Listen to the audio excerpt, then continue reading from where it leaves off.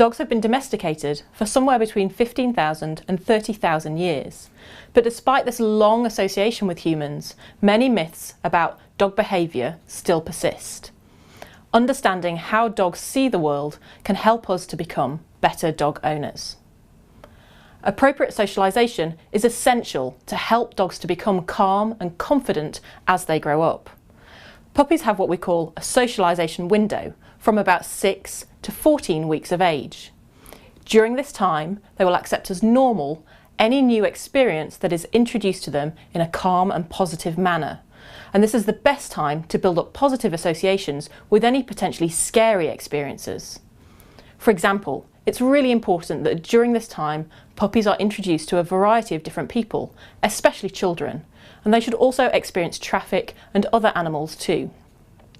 Taking time to properly socialise your puppy can help to reduce the risk of developing behaviour problems later in life.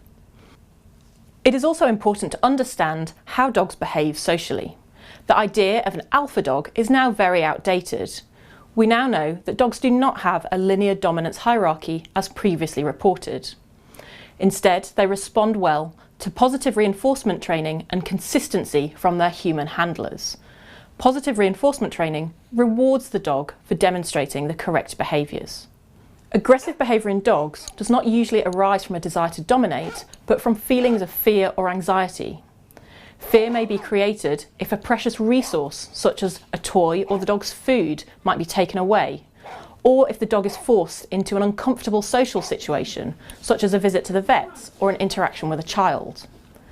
Aggressive or fear-related behaviours may be overcome with appropriate training. Training can help our dogs to develop better relationships with their human owners, and there is increasing recognition that newer training methods based on positive reinforcement usually result in a happier and more cooperative relationship between dogs and their owners, and that punishment-based training methods, which may create fear or anxiety in our dogs, may actually predispose them to more aggressive behaviours. Research has also shown that off-lead exercise is good for both the physical and the mental well-being of our dogs, and it can even reduce the risk of dogs developing behaviour problems later in life. It is also really important that our dogs are not left home alone for long periods of time, as this can be very stressful for them. We have bred dogs to want to be with humans, to work with us, to play with us, and to be part of our families. If dogs are left alone, they may experience significant stress, and this can result in destructive behaviour.